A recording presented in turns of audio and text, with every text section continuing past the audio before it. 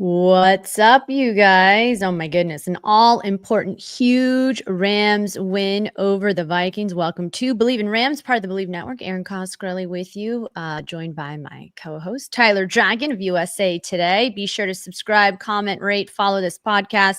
And we are officially live, which means you guys can jump in, ask questions, tell us your thoughts. I'm so nervous about next week, but before we get into next week, we've got to wrap up, of course, the wild card game. Be sure to check us on Bleav TV.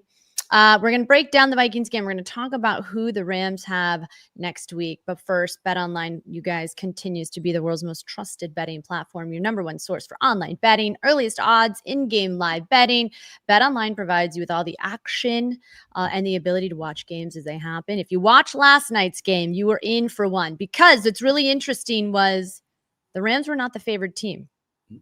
They were the higher seed, but they were not the favored team against the Vikings. And it was the first time a 14-win wild card team. I mean, this whole situation where the Rams had to go to Glendale, Arizona. Michael Bidwill, the owner of the Cardinals, had to send 2 Boeing 777s to get some of Rams personnel and family and even a couple of dogs. Anyways, I digress. Let's just get right into it, because the Rams knocked off the Vikings 27-9. Okay. In last night's playoff game at State Farm Stadium, this will be the Rams' this is their 6th trip to the postseason in 8 years under Sean McVay. And Sean McVay just dialed it up. Tyler Dragon, how you doing? You were there last night. Spill the tea. What was it like? Because, when we were talking to you yesterday live inside the stadium before everybody showed up, you weren't quite sure how many Rams fans were going to be there. Was it more Vikings fans or Rams fans, in your opinion? So, first of all, I'm great. A little bit tired, a little bit jet lag. Got back this morning, but overall, doing good. Thanks for asking. I would say that there were a little bit more Vikings fans. I would have probably estimated, but it was almost half. I'll probably estimate about 51% Vikings fans, 49% Rams fans. It obviously did not matter. And really, the score wasn't even indicative of what transpired in the game. It was more lopsided than the score indicated. I mean, this was a type of game where you just felt the Rams were in control from start to finish. And it started off with the very first play of the game. Stafford, 20-plus yard pass to Puka Nacua, and they just marched right down the field and then stopped the Vikings on their first drive. And the Rams marched right down the field again. And before you blink, it was 10-0. Matthew Stafford completed his first 10 passes. And the Rams were off and running. So it was a complete win. As Sean McVay said, all 3 phases played well. This was probably the best game I've seen, actually, the Rams play. As a team collectively. It was. I mean, Peter Schrager said this was even the team, the Rams' most important franchise win. What a win for Los Angeles to galvanize for the city. I think a lot of people weren't sure how this was going to play out, right? The Rams worked so hard this season to get that home field advantage, and then to have the circumstances be what they were, and then to have to kind of shuttle everybody to Glendale, Arizona to play at their rivals' stadium, the Arizona Cardinals. It just seemed frustrating. And one of the things that we talked about on the show yesterday was, were the Rams going to be able to start fast? Knowing that the Vikings just came off a heartbreaking loss to the Lions, they seemed, like you had said, had some momentum in wanting to right the ship. And Darnold, in his very first possession of the game, gets sacked. I mean, the Rams started fast. They started aggressive. What felt different for you with this one, as opposed to really the last few games? They haven't been able to put up a lot of numbers in the first half. So the reason why I mentioned starting up fast yesterday, because sports is, so much mentally. It's like 90% psychological and like 10% athletics. And when I thought, the Vikings, they just came off a bad loss, a terrible loss. Sam Darnold, probably his worst game as a Viking. And then on top of that, to compound that, the Vikings had lost to the Rams in week 8. So if the Rams were to start off fast, think about what that would do to the Vikings and specifically Sam Darnold's Mhm. confidence.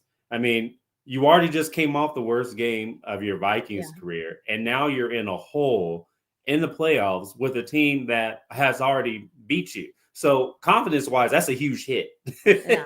And for the Rams, is if they were to start off slow, then it'll be like, man, are we still focused?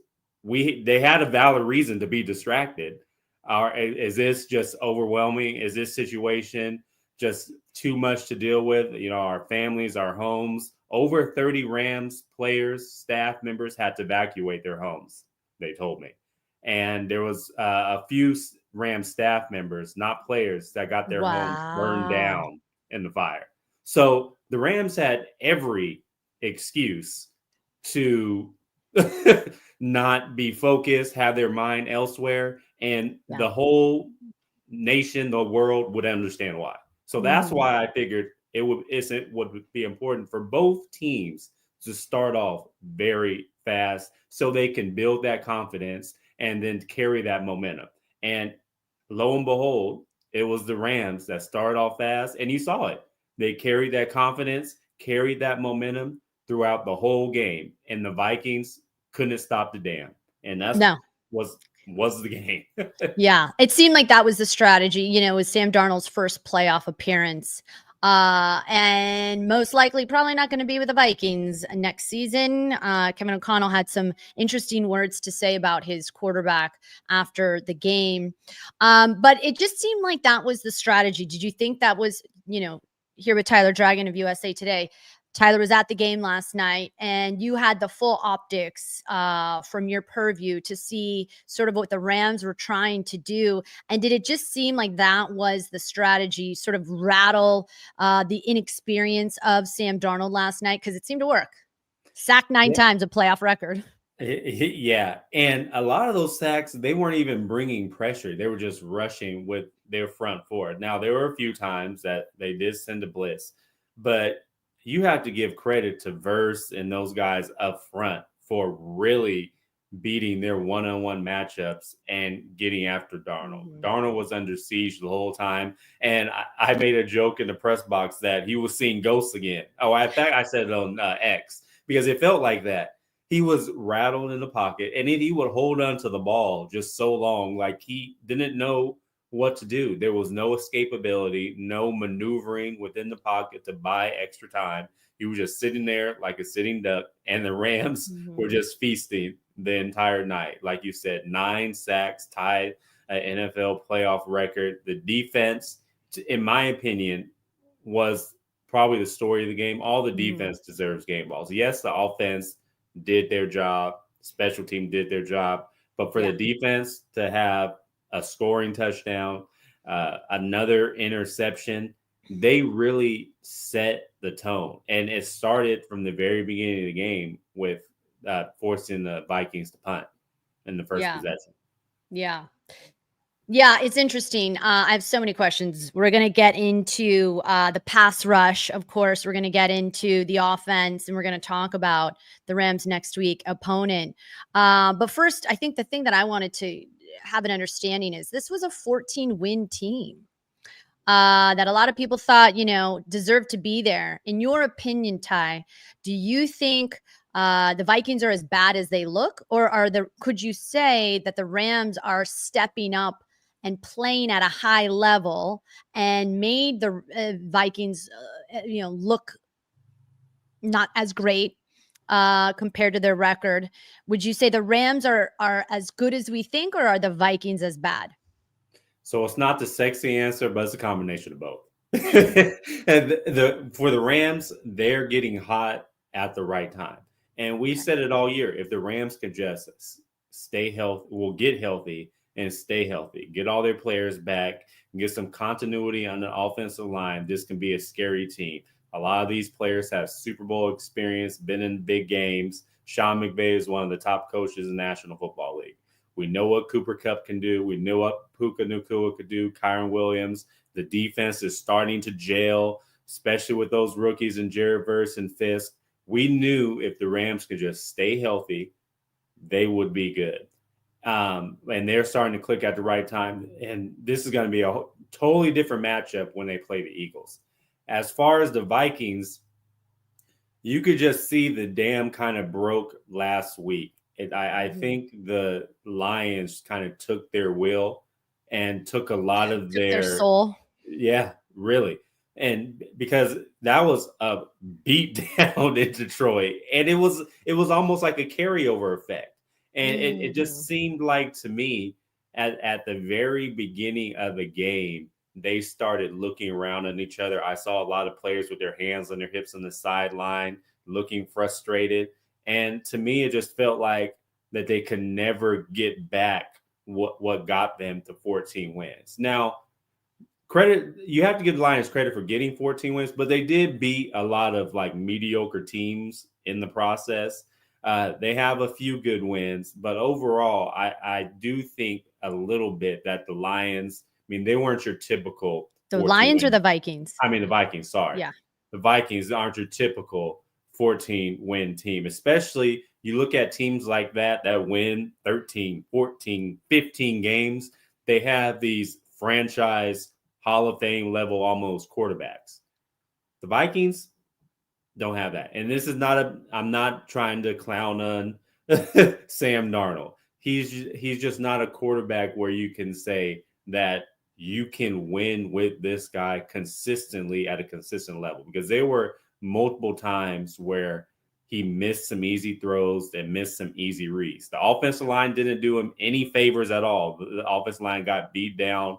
There are a few times I saw receivers not run crisp routes. I even saw Justin Jefferson slip on a route that Sam Darnold was looking at him. So it wasn't all on him. But when you look at the Vikings overall as a whole, I think they need to upgrade on that quarterback position. Sam Darnold played a career year. I think they need to upgrade that offensive line. And they have a lot of holes. It wasn't a prototypical 14-win team. Yeah, because I think where a lot of Rams fans are at now, and we'll dice up the Eagles matchup in a moment. I think a lot of us are curious, who is this team now?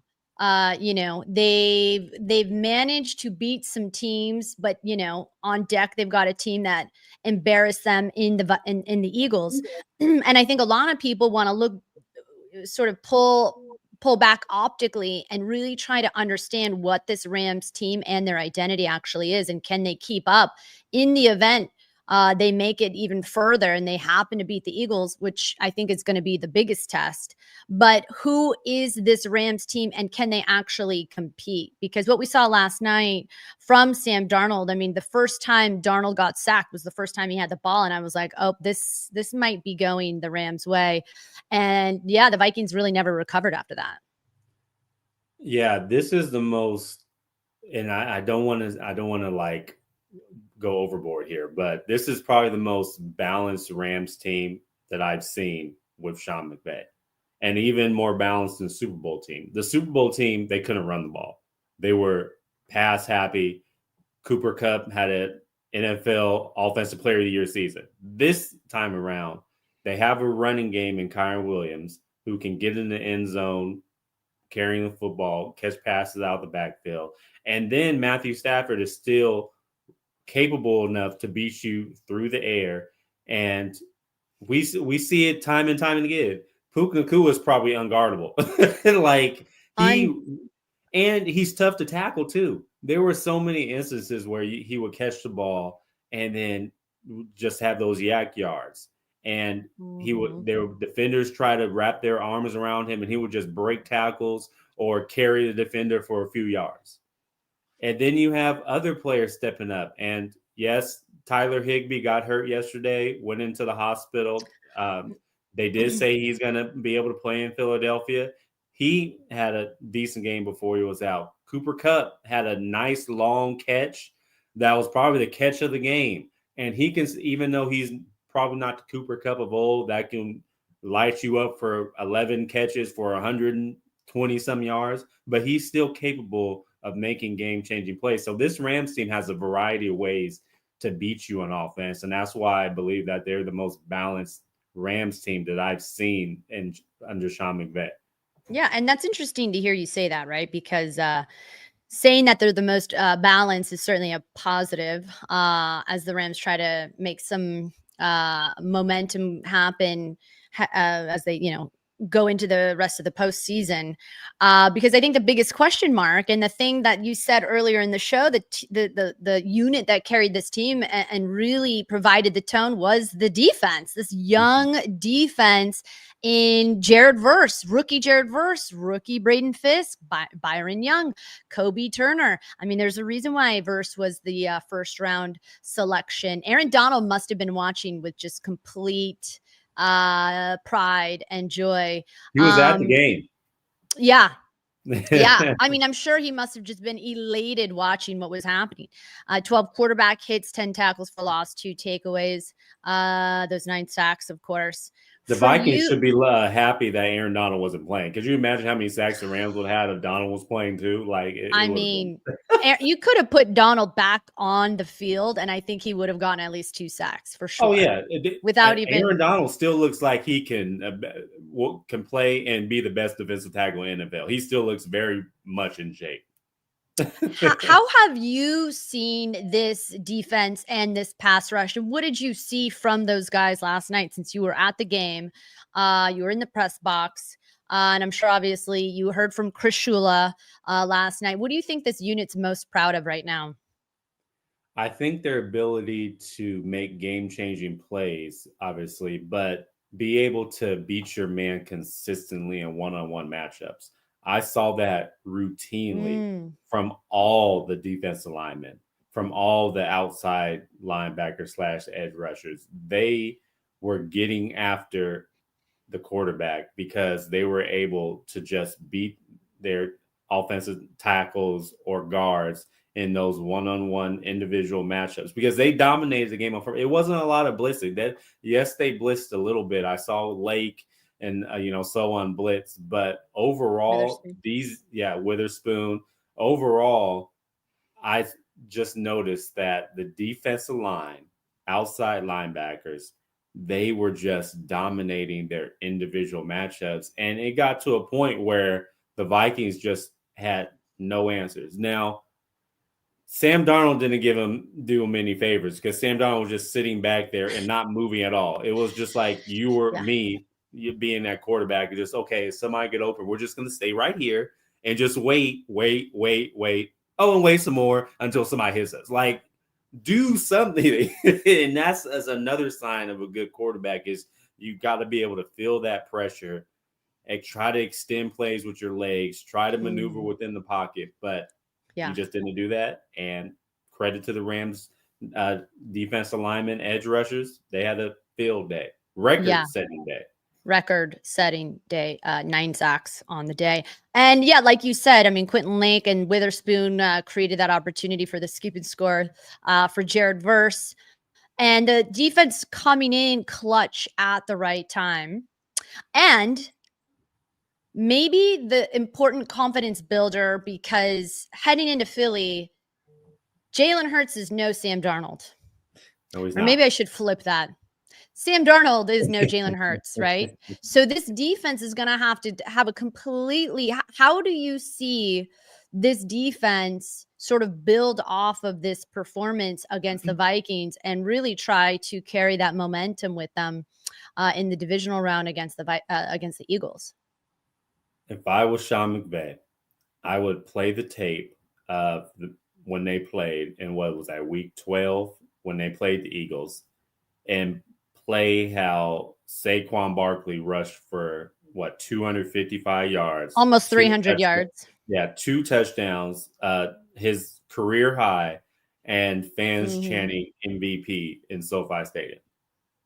That's what I would do, because if that doesn't motivate you, if that doesn't want to get you to, bounce back, then you have no pride. You have no self-esteem, because you should want to put forth a better effort than that and try to have just a better performance. Now, they can beat you. That's fine. But 255 yards and 2 touchdowns beat down, that's unacceptable. So that's first and foremost what I would do. And this is a Rams team that they are motivated, especially after last night, considering the game, what has transpired, unfortunately, here in Southern California. This is a team that's playing with pride, with a chip on their shoulder. They're have inspired. So I expect them to put forth a better effort. And, overall, though, it's going to be a very, very tough matchup for this Rams team to go up there in Philadelphia. But the good news is that if I saw that game of Philadelphia against the Packers, if I were to rate each performance, the Rams played a better overall game against their opponent. Mind you, it was probably a lesser opponent than the Eagles did against the Packers. I will probably give the Eagles probably a B minus performance. I will give the Rams overall performance an A plus. Yeah. Well, and it wasn't just Saquon Barkley that went crazy against the Rams in that late November game at home, mind you. AJ Brown went off 109 yards. He had a touchdown. The Eagles outgained the Rams by 191 yards. Yeah. So when it comes to, what Stafford, and by the way, Kyren Williams, what did he have? Did he have a sixth fumble last night? Didn't he have a sixth? It was he thank goodness. I think it was Puka that recovered it. But those types of situations, against the Eagles, they're not going to have a Sam Darnold that they're going to be able to sack 9 times. He's going to be, Jalen Hurts is going to beat you through the air and on the ground.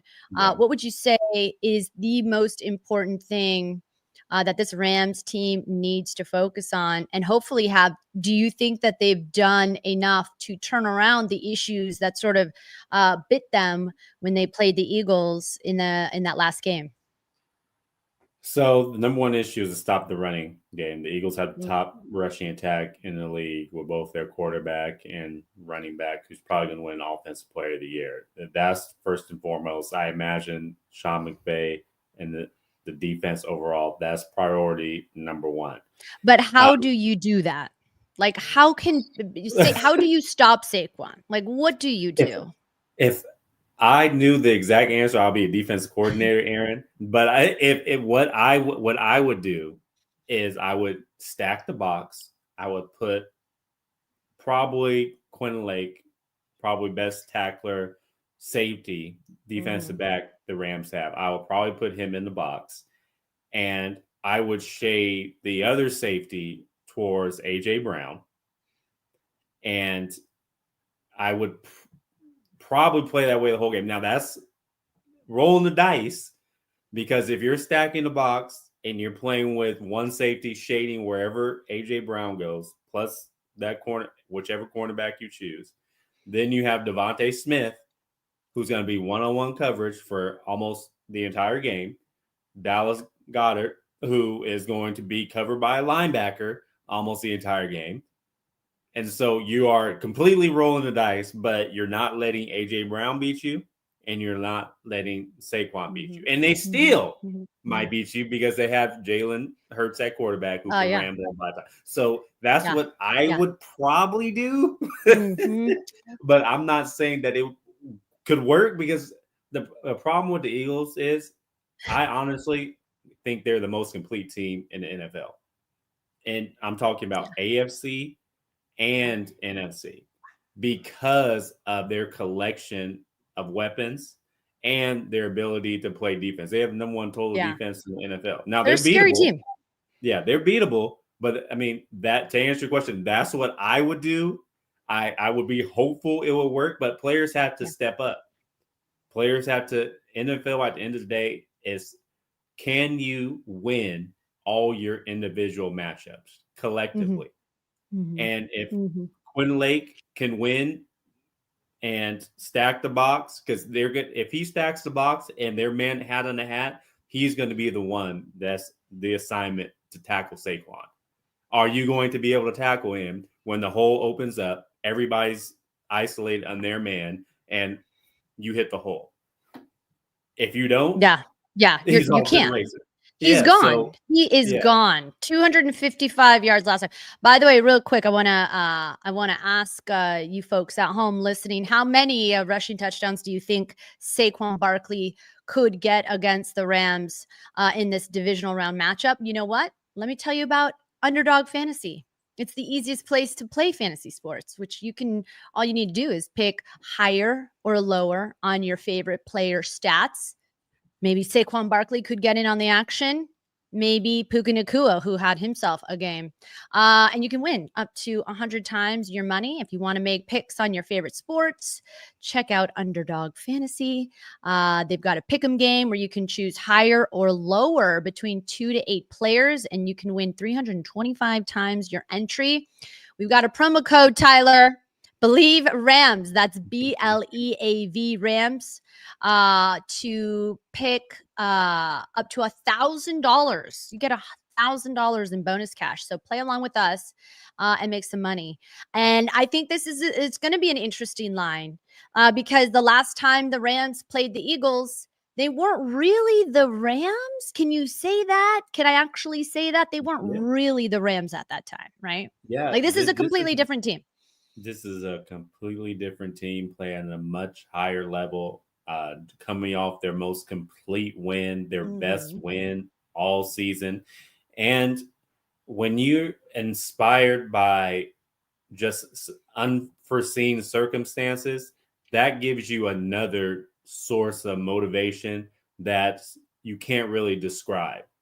And the Rams are playing obviously with heavy hearts, and you don't know what that can do to Mhm. you when you go up there and you're just playing inspired level football. Because I saw that yesterday in Glendale, Arizona at State Farm Mhm. Stadium. I saw an inspired football team playing for much more than just the Rams. They were playing with Mm. LA on their chest and everything that's happened and all it's affected everybody. And so when you have that level of inspiration, that level of pride, and you're playing Mhm. with that motivation, anything can happen. Yeah, I mean, I saw that Andrew Whitworth, even the anthem was sang by Rachel Platten, I want to say, and it just seemed a very patriotic day for all of the country to see that there was this united front, and at the end of the day, taking care of its people. Just hearing the stories about Michael Bidwill and you mentioning just sort of the division rival Cardinals opening the door, changing their team shop to being Yeah. the Rams team shop.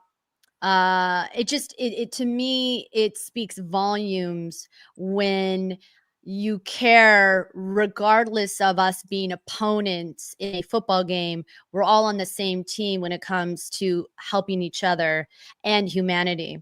um to get back a little bit to the game, there were some calls that actually ended up going the Rams way. There were a couple of fumbles. There was that Stafford fumble. Right? I mean, or what it wasn't a fumble. It was how did you feel about that? It was an They incomplete said it was pass. an incomplete pass. Now, What was the reaction? if I was a Vikings fan or a player, I would be heated after I saw that because I mean, when you look at it objectively, when you slow it down and just look at it, Stafford, I mean, that's not a football play for him. You're falling on the ground and then you just like flick the ball out. I mean, you could almost get sacked anytime and do that, really. Just flick the ball out if you have a pass catcher or a eligible receiver within the vicinity right before your knee hits the ground, like maybe you can flip the ball in the air. Oh, he's right there. It's not a sack. It's like so that was, I mean, it went in the Rams' favor. Shout out to Stafford for having the wherewithal and knowing that he was trying to He pass, did. but that was, in my opinion, I would be like, bruh, nah, you can't do that. You got sacked and you just let the ball go. But hey, credit to him for knowing that. Yeah, smart. Hey, and like, you know what? That works optically because Stafford immediately was like, "Hey, that was a pass." And Yeah. officials, And there was also another bad call that happened to the Vikings week 8. I want to say too. I forget it was at the end of the game. Oh yeah, the So face Vikings. mask. That's right, the face mask. So I mean, the Yeah, Vikings have been on the wrong end of some of these bad calls. But look, at the end of the day, it wouldn't have mattered. 27-9, it Yeah, wouldn't have mattered. But what my point is those calls are not going to go the Rams' way when they head to Philly. In fact, one of the things that's interesting is so the Rams played a postseason game Monday night. Now they have to, get back to LA. Today's Tuesday. And then they've got to travel to Philly Saturday for a game on Sunday. Kickoff, I want to say, is 12 p.m. Pacific time yeah. on NBC. But that's not going to be an easy task. And the mistakes that Sam Darnold and company made will not be the mistakes that the Eagles will make. So for you, your biggest takeaway, I know you had called. I hate to call you out right now, but you did call that the Vikings would win. Sorry, Tyler. You I didn't have to love say you. that. You didn't have to say that. I didn't have to say that, but you know what? You're humble in your losses. How do you see this game going? And what do you think the X factor is going to be for the offense, for the Rams offense? Okay, I'm gonna go with the X factor first. The X factor is going to be Tyler Higbee, which I believe he'll play. Sean McVay said he'll be able to play, and Kyron Williams. I did not say Puka or Cup because we know that they have to have big games for them to win, or at least one of them. But to me, if Kyron Williams has a big game, especially running the football, that will keep the football away from the Eagles in that running game, in that offense.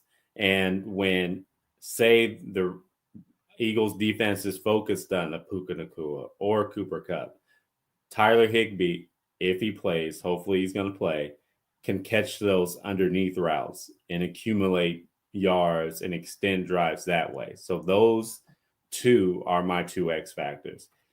How do I see the game playing out? Erin, you're going to make Rams fans hate me, but I as the objective reporter, Yep. Mm-hmm. I have to pick the Eagles because, like I said, I just think they're the most complete team, especially in the NFC. And it's going to be in Philadelphia. That's a tough turnaround for the Rams. Hostile environment. Yeah, short week. They got back at Tuesday morning in the wee hours, and then they have to couple days of practice and hop on a plane and go to Philadelphia, which is one of the toughest places to play in the National Football League and play a team that has their number and a very good team on both sides of the ball. So I just think it's a tall task. And hey, to me, based on how I predicted the Rams season would go before the regular season, and what I predicted who would win the NFC West, if the Rams were to go and lose to Philadelphia, I would still say this is a pretty successful season for the LA Rams because of concerning what they've been through and then making it this far and winning the NFC West against a 49ers team that just came off of the Super Bowl, against the Seattle Seahawks team, against the Arizona Cardinals. So long story short, I do think the Eagles going to win, but it's still a successful season for the Rams either way. Absolutely. You've got to love what the narrative of the Rams was this season. A lot of people, of course, we've talked about it all year long, starting 1-4 and not having Aaron Donald and making some coaching changes. I think a lot of people had not the highest of expectations, and to see them finish as division leaders and get further than they went last year. Who are you picking? You're not getting out of this, by the way. I'm not getting out of it, but really, before I give you my answer, thank you very much for, of course, putting me on the hot spot. Here's my question for you. Okay. Because you're getting out of it. No, I'm not going to get out of it. I'll answer it. I think the biggest concern I have with the Eagles is what we saw when we played them last is their physicality. Their physicality just seemed to sort of suffocate and swarm the Rams. but I'm a hopeful, optimistic. Like we've been talking about, this is a different Rams team. So hopefully they've made the adjustments, and coming into this game, they have the confidence and the momentum to capitalize. But I think they really need to capitalize on opportunities and mistakes that the Eagles could make. And the likelihood of that happening seems low. But just to put a topper on this episode, and thanks, guys, for tuning in. Erin Coscarelli and Tyler Dragon here for Bleav in Rams. Let me ask you this really hard question. Okay? Just put your optimistic hat on. Okay. What do the Rams need to do to take it all the way to the Super Bowl? Continue to start fast, number one, to build that momentum and build that confidence. Obviously, win the turnover battle. If they can win turnover battle 2-0, like they did against the Vikings, you're already on the path towards success. Stafford continuing to deliver the ball with accuracy and precision to your playmakers. His superpower is to throw over the middle in those dig and over routes, and being able to have pinpoint passes all the time on those. And so if he can continue to do that, and this defense, can they continue to get pressure with their front four? Can Braden Fisk, Jared Verse continuing to have defensive rookie of the year type seasons? Can they carry that over into the playoffs? They did against the Vikings. Can they do that against the Rams? Against the Eagles. Can they do that against whomever, maybe the Lions? If they can continue to do that, they can carry that momentum and have success all the way to New Orleans. There you have it. And it'll be an LA party. You got Kendrick Lamar at halftime. You got the Rams. That'll be great. I'll be there. You'll be there. It'll be LA. It'll be great. Hey, listen, nothing like a party in New Orleans. But first, the Rams need to, of course, get past their divisional round. Did you get your prediction yet? I didn't get the score. Look, I don't think it's going to be a close one, but I think the Rams will edge it out by 3. I think it's going to be close. Okay. I think it's going to be close. But, the biggest test will be, which is what I asked you, how do you take down Saquon Barkley? That's the thing that I think is concerning for most Rams fans. And I'll be curious to hear what Sean McVay says all week with regards to how he thinks he's going to be able to change that narrative, because they couldn't do it when they played the Eagles last time this season. So for us here at Bleav in Rams, I'm Erin Coscarelli and Tyler Dragon. Thank you guys so much for tuning in. We will be with you following that all-important game against the Eagles. Go Rams. Thanks for listening.